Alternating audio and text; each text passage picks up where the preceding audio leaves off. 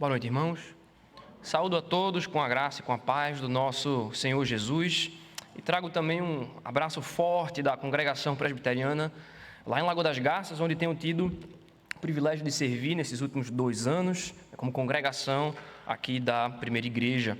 Um prazer estar aqui nessa noite, ter o desafio e o privilégio de compartilhar com os irmãos a palavra de Deus. Peço para que os irmãos abram a Bíblia na carta aos Hebreus. Na carta aos Hebreus, capítulo 1, versículos de 1 a 4. Hebreus 1, do versículo 1 até o versículo 4.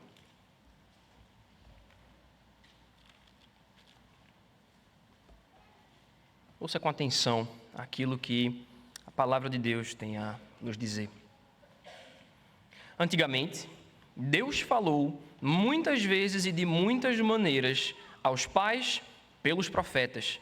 Mas nesses últimos dias nos falou pelo Filho, a quem constituiu o herdeiro de todas as coisas, e pelo qual também fez o universo. O Filho, que é o resplendor da glória de Deus e a expressão exata do seu ser, sustentando todas as coisas pela sua palavra poderosa, depois de ter feito a purificação dos pecados, assentou-se à direita da majestade nas alturas, tendo se tornado tão superior aos anjos, quanto herdou mais excelente nome do que eles. Até aqui, palavra de Deus, vamos orar mais uma vez. Senhor nosso Deus e Pai, te agradecemos, ó Senhor, pelo dia de hoje. Te agradecemos, ó Pai, porque podemos estar na Tua casa, Senhor, te render louvores, Pai, e engrandecer o Teu nome. E te pedimos, ó Deus, que nesse momento, Senhor, abra as nossas mentes para que possamos entender as maravilhas da Tua lei, Pai. Sê comigo ainda que trago a palavra, que o Senhor use, Pai, aquilo que Tu colocaste no meu coração, apesar das minhas falhas, Pai. Fala com o Teu povo aqui nessa noite. No nome de Jesus, amém. Irmãos, a comunicação à distância, ela foi desenvolvida, obviamente, para transmitir mensagens para pessoas que estão longe da gente, por qualquer motivo que fosse. E os métodos de se falar com pessoas que estão distantes de nós, eles são os mais variados. E os povos antigos, eles utilizavam tambores, sinais de fumaça para alertar quando o inimigo estava se aproximando ou comunicar alguma espécie de mensagem importante.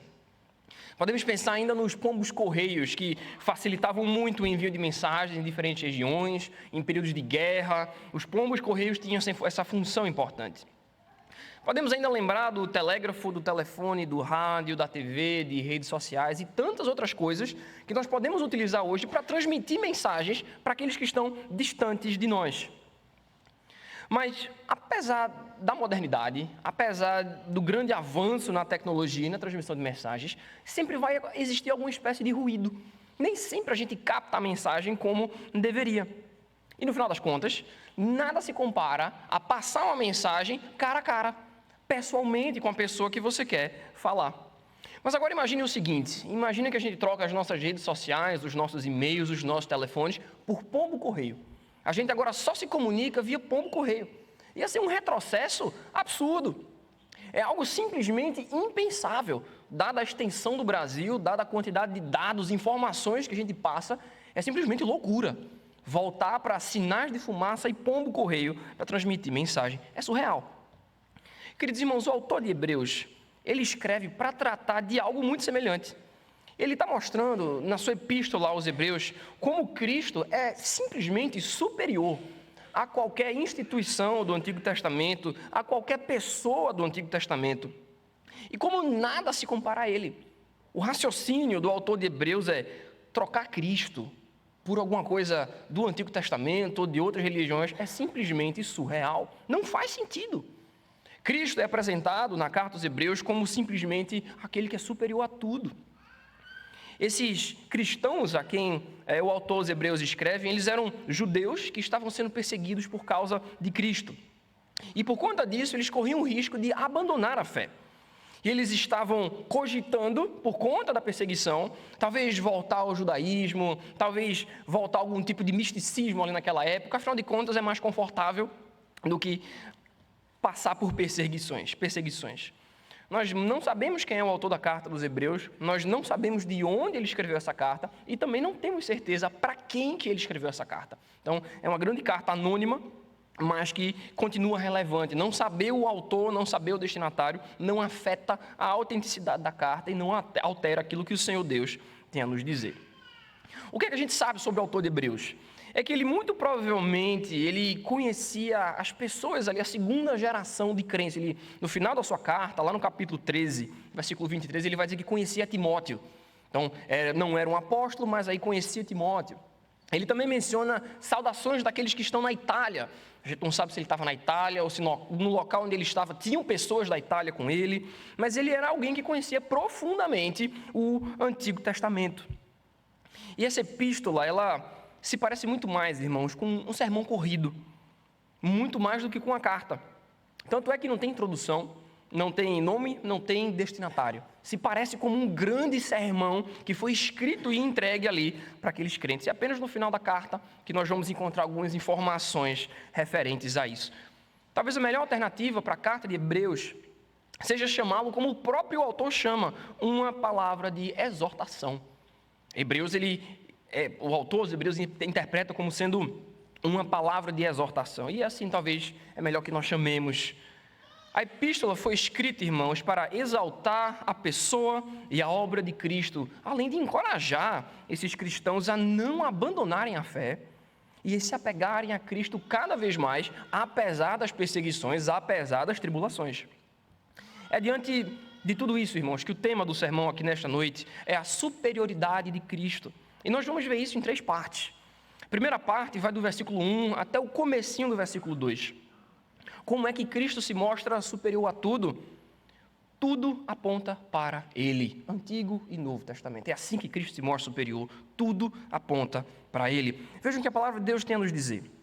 Antigamente, Deus falou muitas vezes e de muitas maneiras aos pais pelos profetas, mas nesses últimos dias nos falou pelo Filho.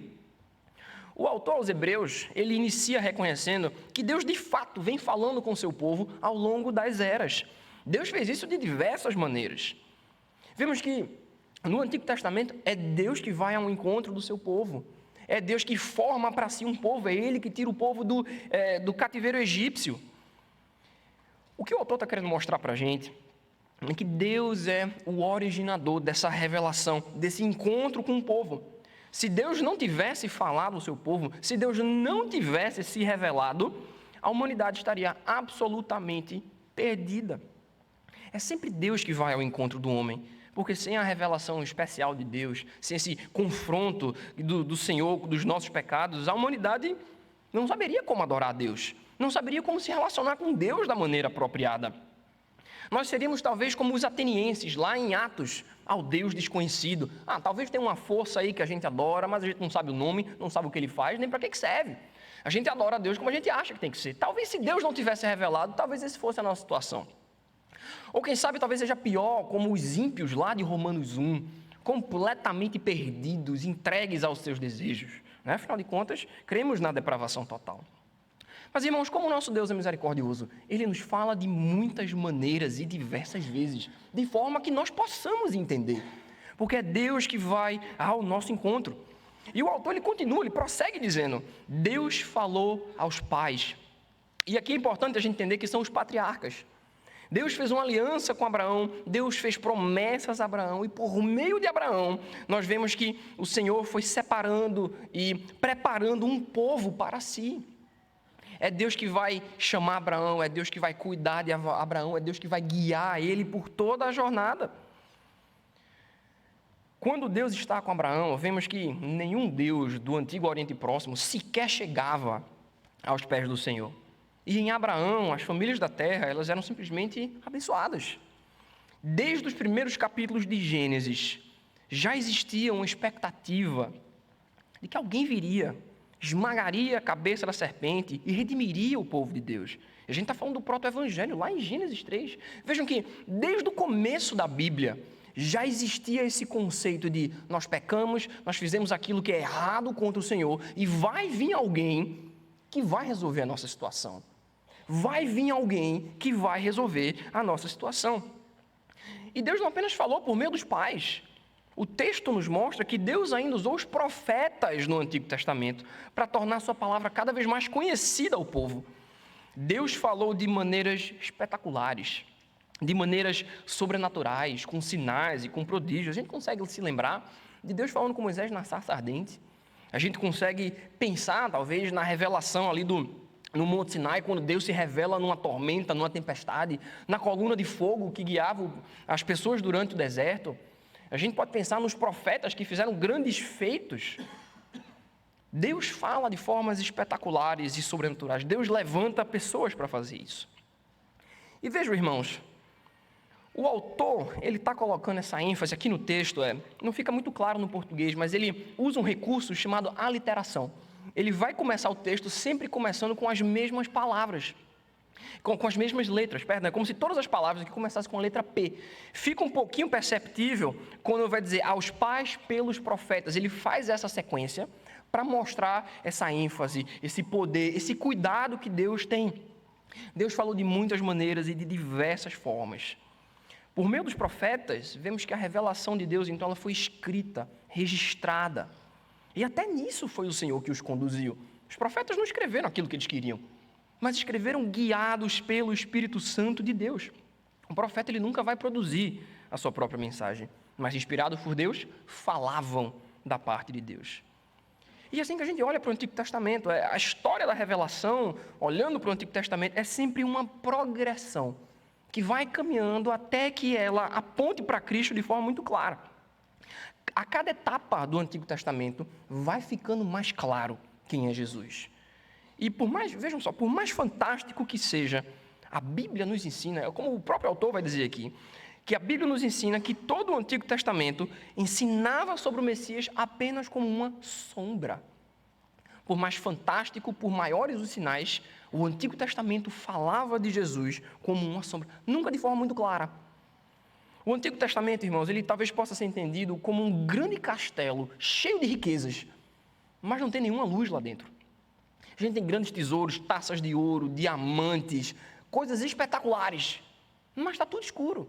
E à medida que a gente vai olhando para o Antigo Testamento, a gente vai tateando e percebendo essas preciosidades, mas sem ter muita certeza. A gente pode pensar, por exemplo, no rei Davi, características, homem segundo o coração de Deus. Será que é ele o Messias? Davi vai, então, peca com Batseba e vai dizer, certamente ele não é o Messias. Vem Salomão, né? Um homem de paz que expande o reino, certamente vai ser esse o Messias. Ele vai também, tropeça, não é. A cada vez que a gente vai avançando, de Gênesis a Malaquias, vai ficando mais claro que tem um Salvador para vir. Miqueias prediz onde Jesus vai nascer. Isaías fala que ele vai ser um homem de dores, mas nunca fica claro quem é que vai ser. Até que a gente chega no Novo Testamento e Jesus, de fato, se revela. O Antigo Testamento é como um castelo grandioso, cheio de riquezas, mas sem nenhuma iluminação. Todo o Antigo Testamento está apontando para o Messias que viria. E a Bíblia vai fazer isso usando a linguagem dos tipos. São tipos que lembram aquilo, ou que se parecem com aquilo que o Senhor Jesus vai fazer de forma mais clara no Novo Testamento. A gente pode pensar no Êxodo, quando os crentes, eles pecavam, Deus enviou serpentes para mordê-los ali. Então, como consequência, Moisés é chamado a erguer uma serpente de bronze, e quem olhasse para a serpente ficaria livre. Então, vemos que nos evangelhos convinha que Cristo subisse ao madeiro para que por meio da cruz fôssemos salvos. Ele vai cumprindo esses detalhes do Antigo Testamento. E é por isso que a gente não pode só olhar para o Antigo Testamento como uma série de histórias. É uma coisa coesa, harmoniosa, mas que tem o seu cumprimento no Novo Testamento. No versículo 2, então, a gente avançando, vemos que, se no primeiro versículo ele fez um resumo de todo o Antigo Testamento, de pais, de profetas, de revelações, de formas maravilhosas de se falar, em meio versículo ele ensina agora que Cristo é a consumação da revelação de Deus. Ele está mostrando os dois lados aqui. De um lado temos o Antigo Testamento que fala por sombras, progredindo e apontando para o Messias, e do outro temos o Messias encarnado, morto e ressurreto. São os dois lados da mesma história. A Bíblia, irmãos, portanto, ela é uma unidade e ela possui apenas um único autor, o próprio Deus. Nós não podemos separar as duas coisas. A Bíblia é a revelação suficiente de Deus para as nossas vidas. O Deus do Antigo Testamento não é diferente do Deus do Novo. É o mesmo autor. Existe uma unidade. Deus fala de formas diferentes, mas existe uma progressão. O que a gente percebe é uma relação de promessa e cumprimento. O que estava prometido no Antigo, vemos agora o seu cumprimento no Novo. E o autor, ele continua.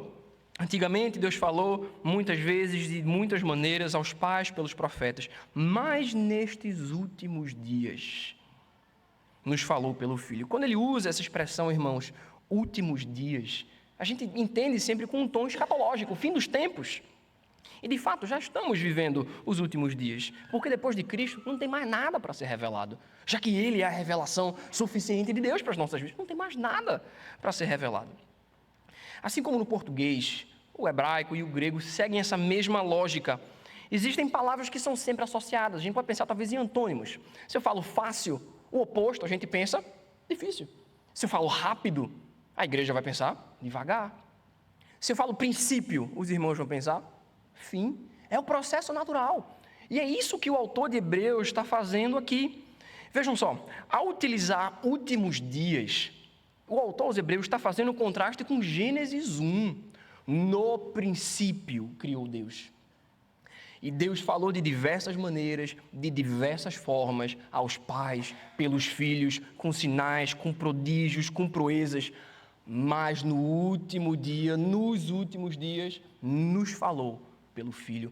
É uma conclusão que ele está mostrando para a gente aqui. Não é uma coisa aleatória. Quando os leitores aos Hebreus ouviam a palavra no princípio, eles já ficavam procurando onde é que está o fim. E vejam que desde o princípio até agora, essa é a maior revelação de Deus.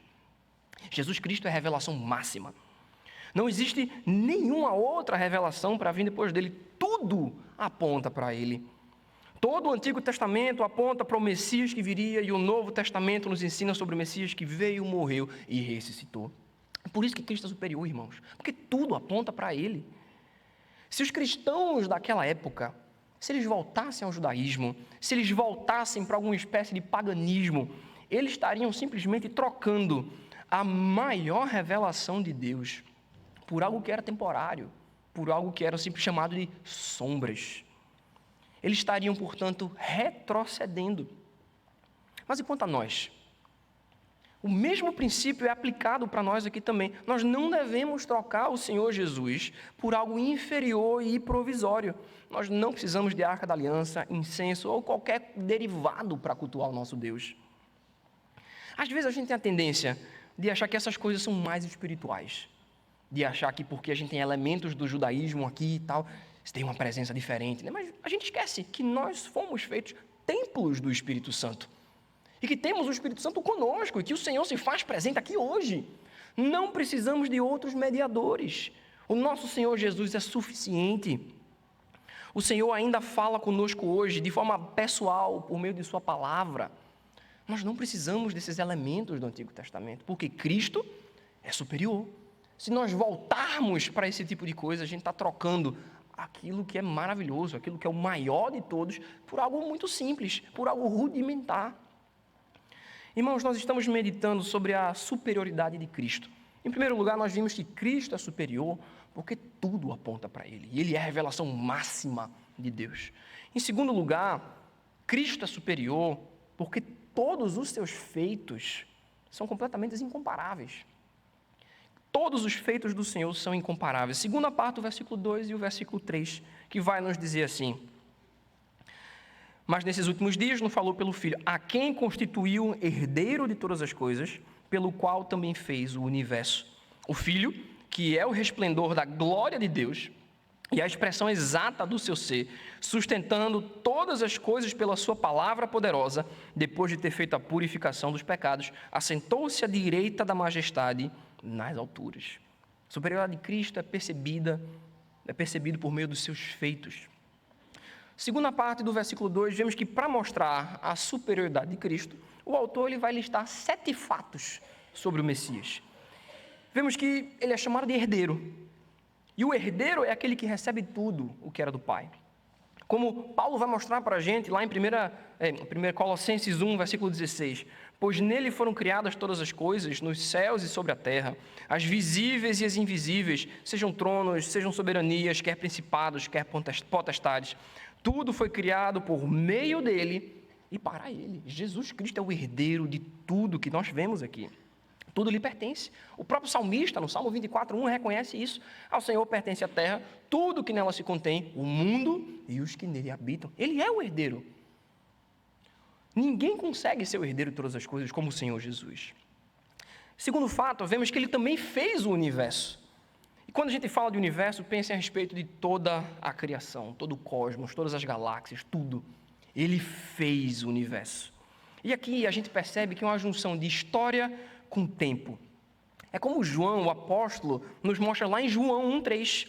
Todas as coisas foram feitas por intermédio dele, e sem ele, nada do que foi feito se fez. Ele é o autor do universo, ele fez o universo. Foi por meio de Cristo, irmãos, que tudo foi feito, e ele a tudo sustenta pelo poder da sua palavra. Vemos também que Cristo estava presente no princípio, ele é o verbo de Deus, ele é o agente da criação. Avançando para o versículo 3, vemos que ele é o resplendor da glória do Pai. Ou seja, Cristo é a luz radiante que vem do Pai. Assim como os raios do sol chegam na terra, assim a gloriosa luz de Deus brilha no coração dos homens por meio de Jesus Cristo. Ele é a luz do mundo. A luz gloriosa do Pai é o seu Filho. E o autor lista mais um feito. Ele é a exata expressão do ser de Deus. Deus imprimiu no seu Filho a estampa divina do seu ser. Cristo, portanto, é igual a Deus em todos os seus atributos, em todas as suas habilidades, porque ele simplesmente é Deus. Ele não é uma pessoa, ele não foi um espírito elevado ou algo do tipo, ele é Deus. A divindade de Cristo está presente aqui. Vemos que ele também é a imagem do Deus invisível. Portanto, como o próprio Jesus diz, quem vê ao Filho, vê ao Pai. Porque Cristo é Deus. Ele já estava presente no Antigo Testamento, ele foi o agente da criação, ele é o brilho da glória de Deus, ele é o próprio Deus, e esse que na linguagem do Novo Testamento, isso é chamado do grande mistério revelado, que Paulo tanto fala. Temos um mistério revelado, que Cristo veio, ele é a revelação de Deus. Ele é a luz que ilumina todo o Antigo Testamento. Percebem como sem Jesus, a gente não consegue entender o Antigo Testamento da forma apropriada. Ele é a luz que ilumina esse grande castelo do Antigo Testamento. Até a primeira parte desse versículo 3, o autor está nos mostrando, destacando o ser de Cristo. Mas agora ele vai falar um pouco mais a respeito da sua obra. Ele sustenta todas as coisas pela palavra do seu ser. Sustentar aqui não é simplesmente a ideia de segurar um peso. Talvez a gente até lembre da mitologia grega, o Titã Atlas, né? Que ele é preso por Zeus e o castigo dele é simplesmente segurar os céus por toda a eternidade, como um grande castigo. Não é assim com o nosso Deus. A ideia de sustentar não é simplesmente de carregar um peso, mas é de carregar caminhando, levando para um lugar designado. Traz uma ideia de progresso. Portanto, irmãos, é o Senhor que conduz a história, é Ele que faz a terra girar, é Ele que conhece cada detalhe da criação, é Ele que faz com que a terra avance, Ele é o princípio, e Ele está conduzindo todas as coisas para o fim que Ele mesmo determinou. Não é simplesmente sustentar como um fardo, mas é a ideia de dar propósito e levar a determinado termo. Irmãos, nada foge ao controle do nosso Deus. E é por isso que passagens que a gente tanto gosta, como tudo coopera para o bem daqueles que amam a Deus, ou então, se Deus é por nós, quem será contra nós? É por isso que passagens como essa fazem sentido. Porque Ele sustenta tudo e conduz tudo para o fim que Ele mesmo determinou. Não é acaso, é Cristo que sustenta o universo. E é por isso que a gente crê nisso, irmãos. Ele que sustenta todas as coisas pelo poder da sua palavra. E isso precisa trazer conforto, irmãos, para o nosso coração. A gente fica ansioso com tanta coisa e a gente esquece que tem alguém no controle, conduzindo a terra para o determinado fim. A gente olha apenas para o nosso mundinho, para os nossos problemas e a gente esquece que tem um Deus poderoso presente antes da fundação do mundo, conduzindo todas as coisas. Isso tem que trazer conforto, irmãos, para os nossos corações. Além disso, Cristo ele fez a purificação dos pecados. O autor de Hebreus, vejam como ele faz. O autor dos Hebreus, ele passa... Tudo que ele falou de Cristo até agora tem a ver com o universo, com galáxia, com poder, com sustentar. Mas agora ele traz Cristo para perto de nós. Ele nos fala da relação pessoal que Cristo tem com a humanidade. Porque Cristo fez algo, irmãos, que ninguém mais poderia. Ele perdoou os nossos pecados. Ele fez isso, irmãos, pois ele é o Messias prometido do Antigo Testamento. Ele é ungido, ele é o Cordeiro de Deus que tira o pecado do mundo. E vejam que para realizar essa obra, o Rei da Glória, o resplendor da glória do Pai, o sustentador do universo, o próprio Deus, esse ser glorioso e fantástico que a gente está descrevendo aqui, ele encarnou. E ele viveu como um de nós, aquele que criou o universo pelo poder da sua palavra. Ele nasceu pobre, ninguém se importou com ele, foi rejeitado pelo seu próprio povo e morreu na cruz como um criminoso qualquer. Jesus se identifica conosco de forma pessoal. Isaías 53 descreve muito bem o sofrimento de Cristo, homem de dores que sabe o que é padecer.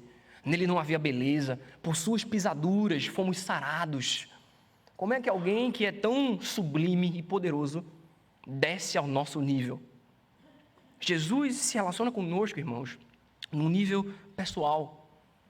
Cristo completou a sua obra como mediador, ao entregar a sua vida terrena como um sacrifício na cruz, para que os meus e os seus pecados fossem perdoados. O sangue do Cordeiro de Deus, irmãos, foi o pagamento pelos nossos pecados.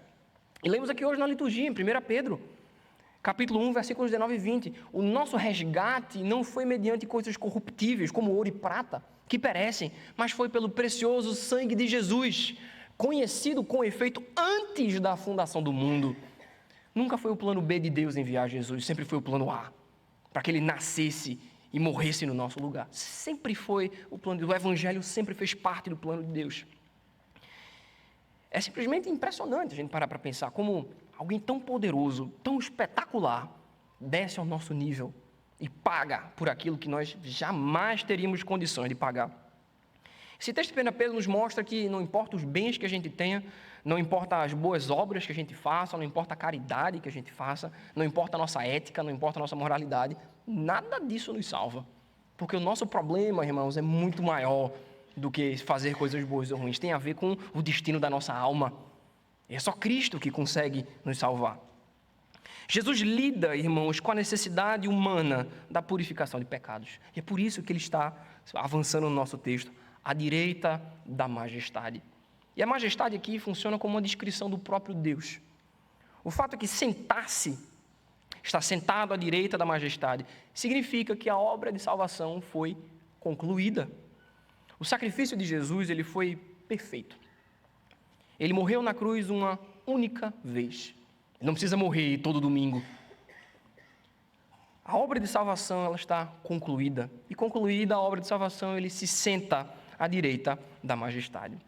Isso mostra, sentar à direita de Deus, mostra que Cristo tem autoridade para governar tudo. E que o reino simplesmente lhe pertence. Os crentes a quem o autor dos Hebreus escreve, eles deveriam entender que os ritos e os sacrifícios do Antigo Testamento nunca conseguiriam fazer o que Cristo fez. A atitude desses crentes de tentar fugir para outra coisa que não fosse Cristo nas perseguições funcionava como uma válvula de escape no meio da perseguição. Quando a coisa aperta, eles abandonam o Evangelho e vão para alguma coisa que talvez fosse mais confortável. Da mesma forma conosco, irmãos, nós não devemos buscar a nossa segurança em tempos de tribulação, em tempos de perseguição, em coisas que são inferiores ao Senhor Jesus. Ah, Lucas, mas nem judeu eu sou. Tem tanta coisa que a gente pode recorrer, irmãos, que não é o judaísmo. A gente muitas vezes no meio da tribulação prefere o conforto, a gente prefere o entretenimento, a gente prefere o poder e acha que essas coisas vão nos tirar da situação difícil em que a gente se meteu. A gente vai para o conforto achando que se estiver tudo bem, as coisas vão passar. O tempo cura tudo, vamos ficar confortável e esperar. Mas a resposta, o que o autor dos Hebreus está mostrando, nada disso resolve o nosso problema. É apenas Cristo e a sua obra na cruz. Irmão, se Cristo rege a história, nós somos chamados a ter mais confiança no Senhor. Somos chamados a ter mais fé no Senhor, porque nada foge ao seu controle. Apesar das tribulações, nós somos chamados à perseverança. Os feitos de Cristo nos mostram que nada pode lhe impedir e nada pode alterar os seus planos. Portanto, irmãos, confiemos no nosso Deus que sustenta o universo e leva todas as coisas para o fim que Ele mesmo determinou. Tentar achar conforto em algo que não é Deus é simplesmente fugir daquilo que Deus já preparou para a gente. Nós estamos meditando, irmãos, sobre a superioridade de Cristo. Em primeiro lugar, nós vimos que tudo aponta para Ele, Antigo e Novo Testamento, como Ele é a maior revelação de Deus. Em segundo lugar, nós vimos sobre os seus feitos, como são simplesmente espetaculares, como Ele sustenta a criação, mas Ele também chega ao nível do nosso coração. E em terceiro lugar, no versículo 4, Cristo é superior porque Ele é supremo sobre os anjos, a supremacia de Cristo sobre os anjos. Tendo se tornado tão superior aos anjos, quanto herdou mais excelente nome que eles. Naquela época, a gente tem que entender, naquela época, os anjos eles eram motivos de muita especulação. Talvez hoje ainda sejam. Segundo a tradição judaica, foram os anjos que deram os 10 mandamentos a Moisés. E eles funcionavam durante toda a Bíblia, durante todo o Antigo Testamento e no Novo também, como mensageiros do Senhor. Então, em certo sentido, eles traziam a palavra de Deus ao povo. Eles eram mensageiros do Senhor. Além disso, no período interbíblico, entre Malaquias e Mateus, a gente tem 400 anos de silêncio. E o povo judeu se encontra no dilema. Como é que a gente vai ouvir a voz de Deus se não tem mais profeta? Como é que a gente vai ouvir aquilo que Deus tem para nos falar se não tem mais ninguém que fale da parte do Senhor? Solução na cabeça dele? Anjos. Eles são os mensageiros do Senhor. Então vamos buscar agora adorar anjos, cultuar anjos. Vai que eles trazem alguma mensagem para a gente. Não tinha mais profetas, eles recorriam a anjos. Em alguns círculos, esses anjos estavam chegando a ser adorados, como provavelmente acontecia com os crentes lá de Colossos.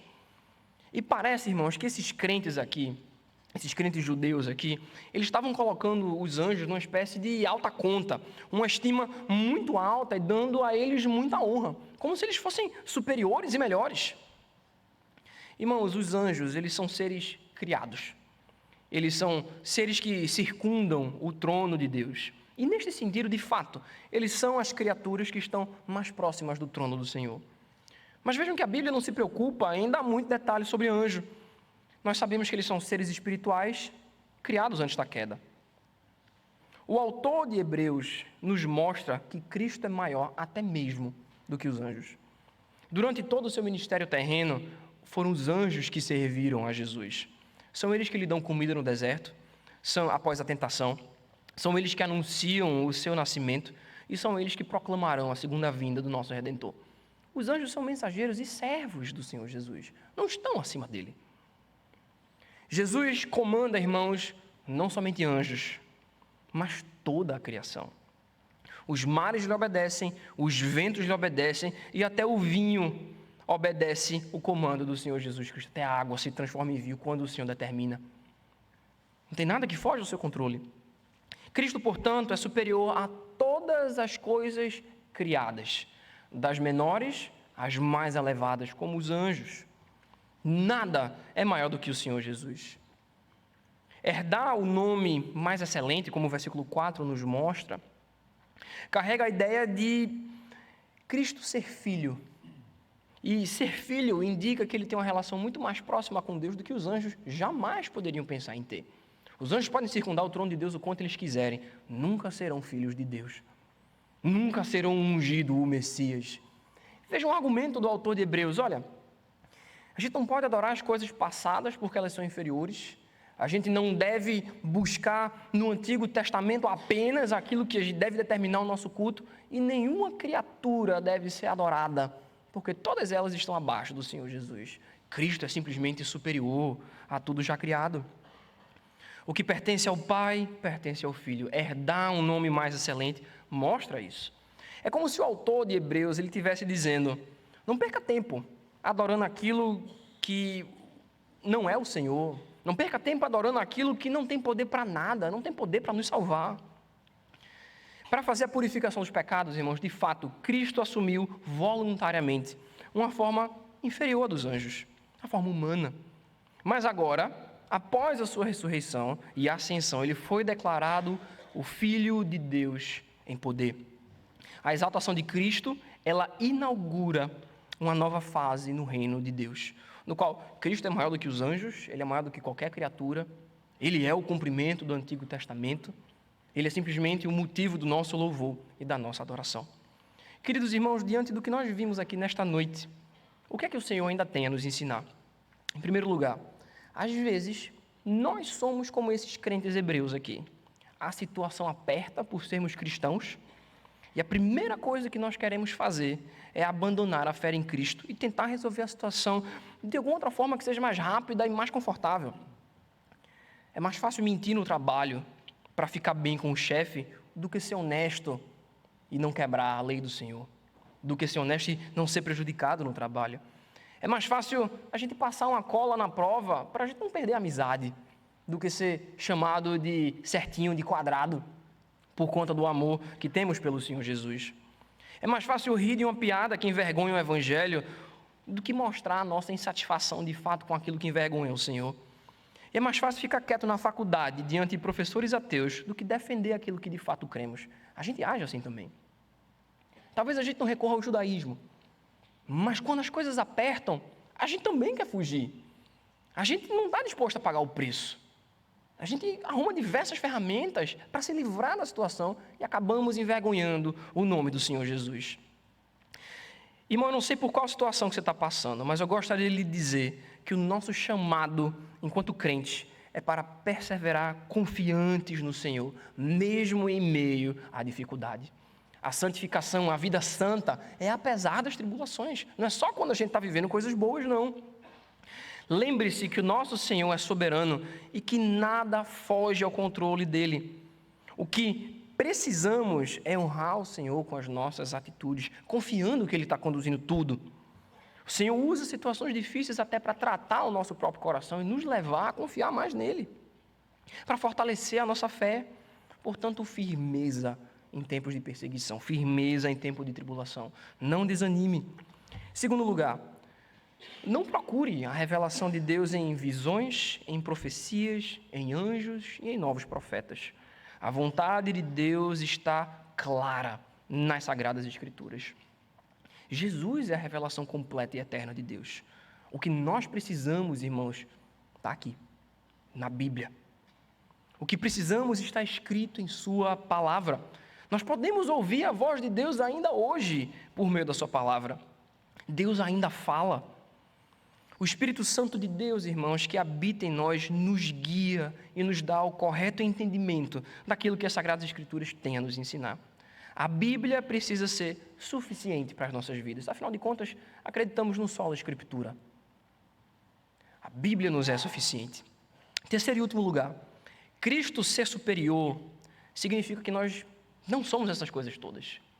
Se Cristo é superior, talvez não sejamos ali a última bolacha do pacote. Quem pode fazer tudo o que Cristo fez? Quem pode sustentar o universo? Quem pode morrer pelos nossos pecados? Certamente eu não posso. A superioridade de Cristo, irmãos, precisa criar em nós um coração humilde e que reconhece a necessidade de um Salvador todos os dias. Irmãos, Cristo não precisa de nós é que precisamos dele. E precisamos de Cristo desesperadamente. Nós precisávamos, irmãos, que o Filho de Deus descesse de sua glória, nascesse como homem, pobre, numa manjedoura, que viesse como um de nós e fizesse o que nós jamais conseguiríamos, a purificação dos nossos pecados. Lembre-se que você precisa de Jesus. Lembre-se que Ele é o Deus encarnado que se relaciona conosco. Nós precisamos e precisamos muito do Senhor Jesus. Portanto, não sejamos arrogantes. Não achamos que porque somos crentes, somos melhores. O próprio Paulo vai dizer, eu sou o pior dos pecadores. E o mais necessitado da graça do Senhor. Isso precisa encher o nosso coração. Irmãos, que a grandeza do Senhor Jesus crie em nós, de fato, esse coração humilde, quebrantado diante da nossa incapacidade e grato pelo nascimento, pela morte e pela ressurreição de Jesus. Vejam, irmãos, os meios de nós falarmos com as pessoas que estão longe de nós, eles vão sempre continuar evoluindo e vão continuar cada vez melhores. Mas nenhum desses meios de comunicação nunca, jamais vai se equiparar a se encontrar com o Senhor Jesus face a face na glória dos céus.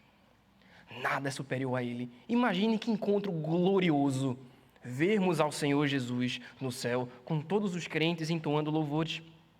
Ele é simplesmente superior a qualquer outra coisa que nós podemos pensar.